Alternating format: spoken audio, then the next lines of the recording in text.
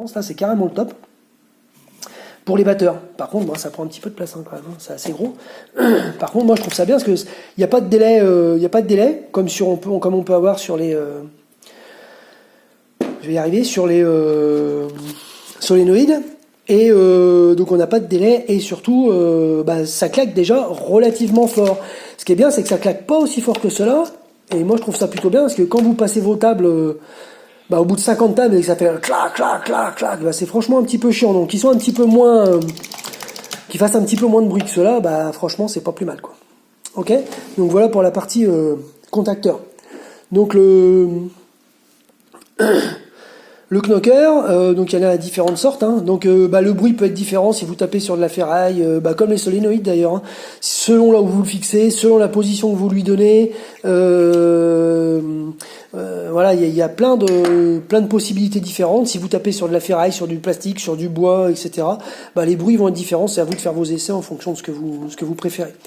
Il faut un knocker, on peut l'alimenter pour être raisonnable, on va dire entre une alimentation de 24 volts et une alimentation de 50 volts maximum. Mais déjà en 24, ça pète bien, donc mon avis, c'est suffisant. Donc voilà, le clinker, quand vous gagnez des parties, c'est lui qui claque. Qu'est-ce que je peux vous montrer d'autre? Alors l'alarme belle, qui peut être pas mal pour certaines tables, parce que c'est une sonnerie, mais par exemple pour la table ACDC, vous avez une vraie cloche, et du coup, ça fait quand même un bruit de sonnerie, c'est pas génial. C'est pas génial, donc moi ce que je conseille c'est presque de mettre en fait un solénoïde à côté ou d'acheter une vraie cloche sur le bon coin, vous pouvez en trouver des vraies cloches en fonte, il y en a des petites et vous faites taper un solénoïde dans la cloche et là du coup vous avez une vraie cloche pour le coup. Perso je trouve ça plus sympa. Voilà, donc voilà l'alarme belle. Donc je vais vous faire une petite démo là, je vais arriver à tenir les 30 minutes pour les toys. J'espère. Donc le SSF, donc les enceintes vibrantes, alors vous en avez plein de types différents. Ça vaut 15 balles. Celle-ci, là, ce modèle-là. Moi, ce modèle-là, je le plébiscite parce que il est aussi puissant que les modèles qui valent plus cher. Là, il y a des modèles avec des carcasses autour. J'ai demandé donc au fournisseur et donc en fait la différence, c'est que c'est des enceintes vibrantes qui sont prévues pour être mises dans les saunas, les spas, les trucs comme ça parce qu'elles sont étanches. Honnêtement, je vois pas l'intérêt. Celles-ci ont été testées par Thierry de Pin-Cap Parts. En comparaison avec les autres, elles ont le même rendement. Donc à 15 balles le HP contre 30 balles les autres, franchement, faut pas hésiter.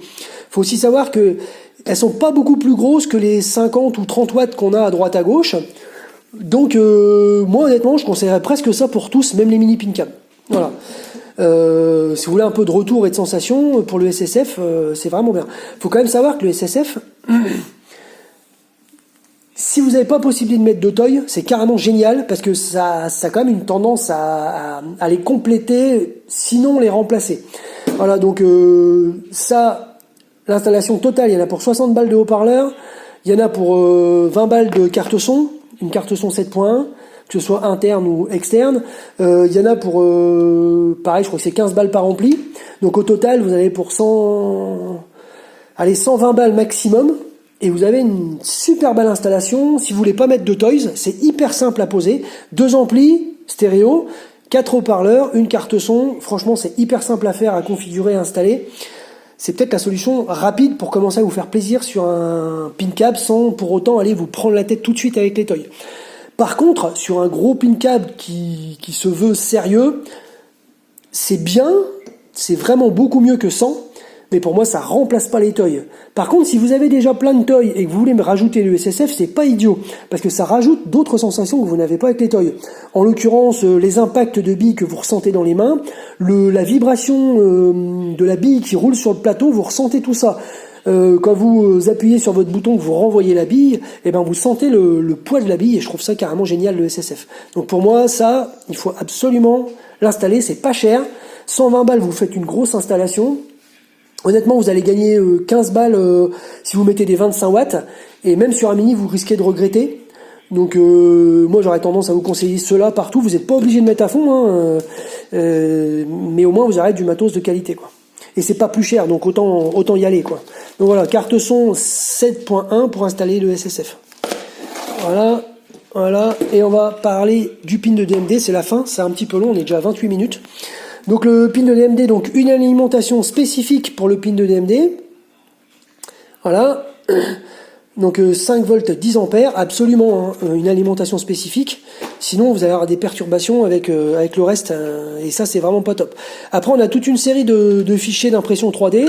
Donc moi j'ai fait celui-là là, qui vous permet de relier les deux dalles de DMD. Voilà, donc les matrices que moi j'ai commandées chez PinCap Parts.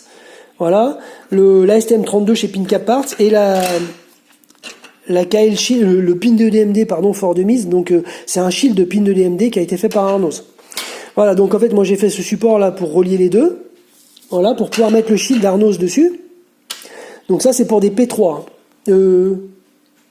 Si je crois que c'est des P3. Oui, c'est des P3. Voilà.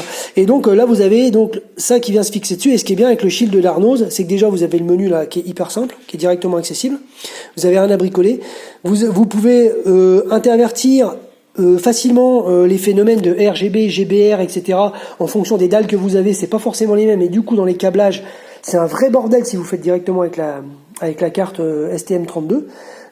Et vous avez directement vos nappes qui sont prêtes à être piqué. Honnêtement, je trouve ça hyper propre, hyper simple, hyper pratique. Donc pour moi, il n'y a pas à hésiter. Ça, c'est un achat qu'il faut faire, le shield pin de DMD. Voilà, donc du coup, ça c'est un truc que j'ai piqué sur Thingiverse, hein. Les deux parties là. Et par contre, la partie du centre, je l'ai faite. Voilà, pour pouvoir fixer le KL Shield dedans avec les petits trous pour les vis qui vont bien.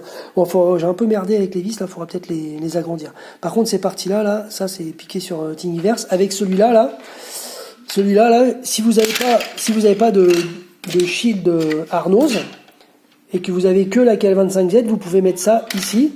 Voilà, et donc il y a le lien aussi dans les fichiers du groupe, là, dans la partie impression 3D, et vous pouvez ici imprimer un support qui va venir se fixer là pour poser votre STM32 dedans. On a les mêmes types de supports aussi pour le pin de DMD en P2.5. Donc voilà pour la partie toy. Voilà, ça fait quand même un petit peu de monde, hein, tout ça. Donc si vous voulez faire un PC, un PinCap complet, et grosso modo vous aurez tout ça à acheter. Donc ça fait quand même pour ça qu'on fait pas un PinCap en 5 minutes, hein. Et sans parler de l'ordinateur et tout ça. Et puis vous aurez aussi la partie LED que je vais entamer maintenant.